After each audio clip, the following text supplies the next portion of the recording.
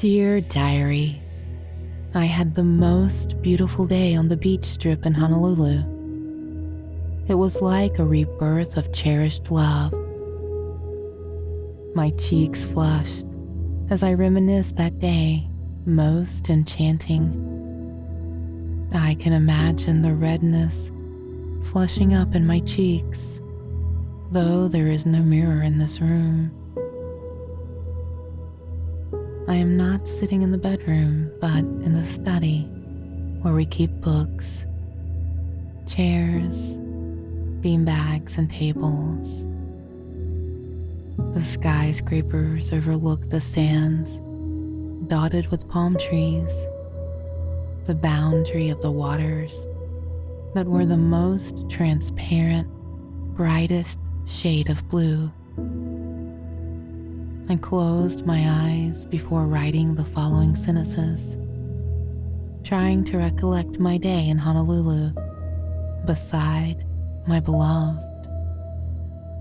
Instantly, the stalks of palm trees are painted over my mind's canvas, and the way the stripes of sunlight glittered on the bluest shade of water, with the waves of dips and crests, and the light casting its web over my face, over our face. I close my eyes once more, inhaling deeply to let the sensory memories gush forth in my consciousness.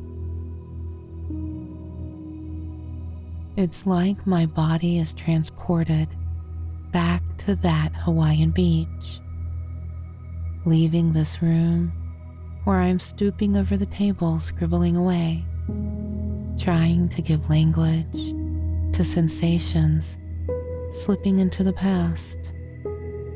Oh, cool passages of time. I can almost feel the way the sun touched my skin, lovingly and with tenderness.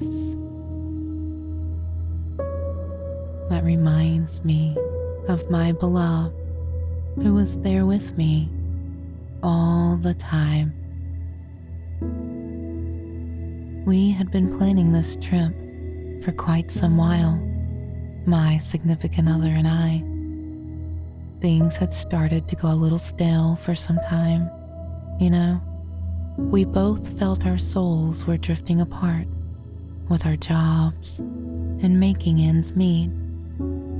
Sure, we have reached that point where glances and things unsaid, suffused in the eyes, it's enough to make things work. But is it enough to exist on lost warmth and hearts too still? We sat down one day and asked each other these questions. In the end, we decided it was not. Just like individuals need a rebirth of spirit from time to time, so do two hearts beating in synchrony. Of course, we have loved each other through all the tides of life, both high and low. Our affection is constructed on the sturdiest boulders, rock solid. But even the hardest rocks can erode away by persistent dripping of time's water droplets.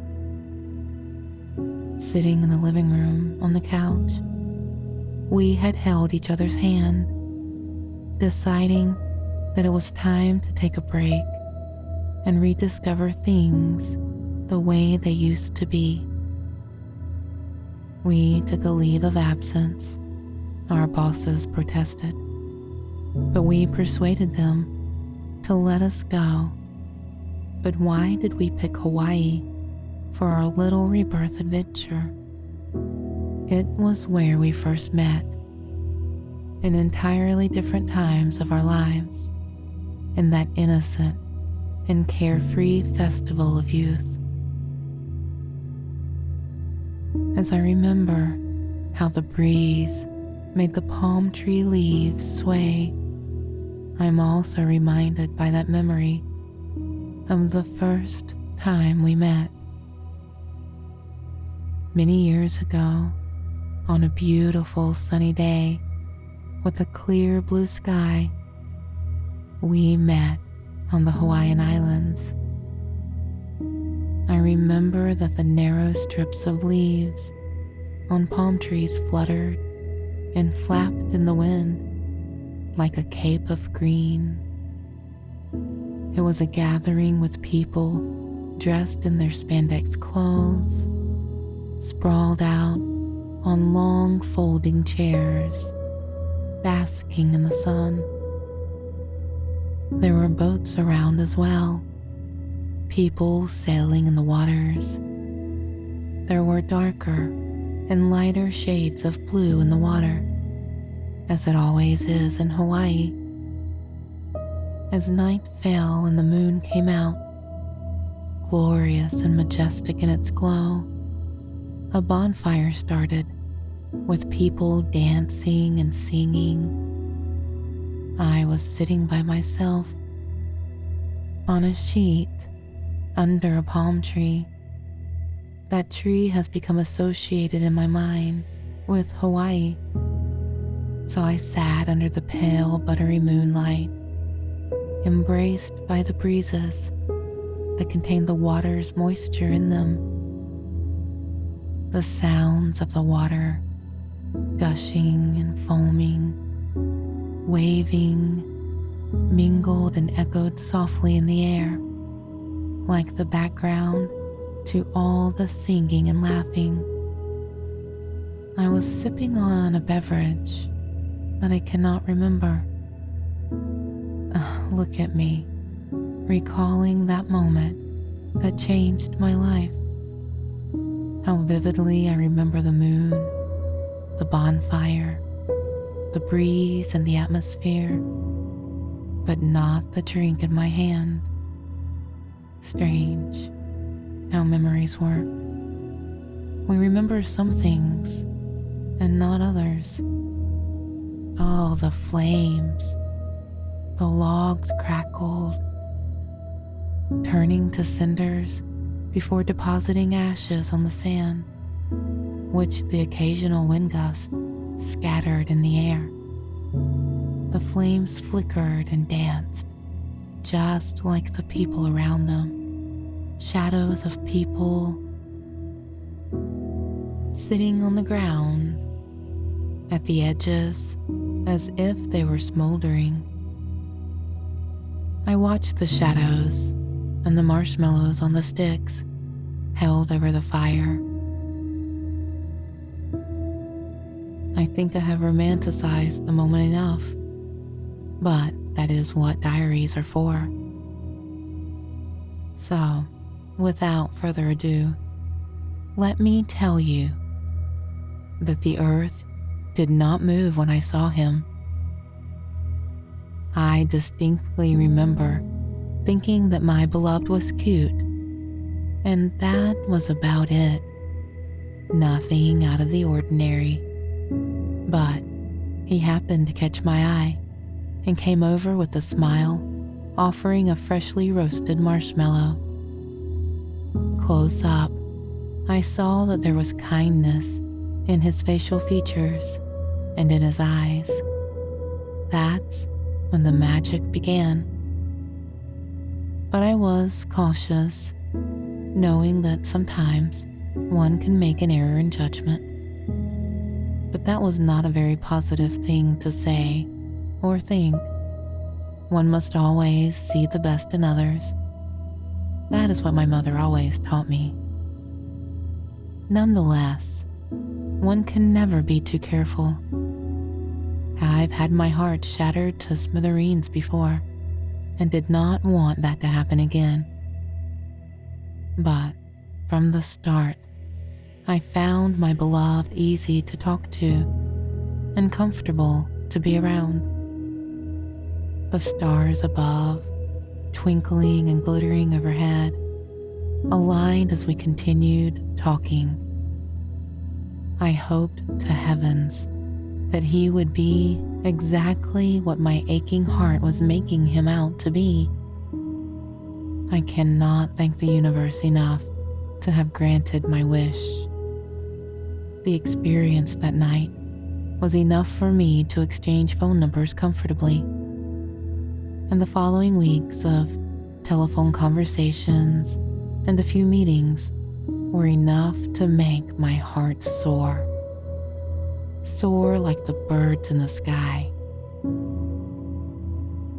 In college, I had learned about Plato's synopsium and how he explained the origins of love.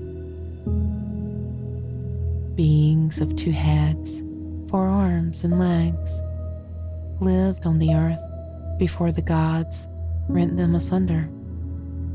So, ever since, we wander through this planet looking for the loved one we lost, who will complete us and make us whole again.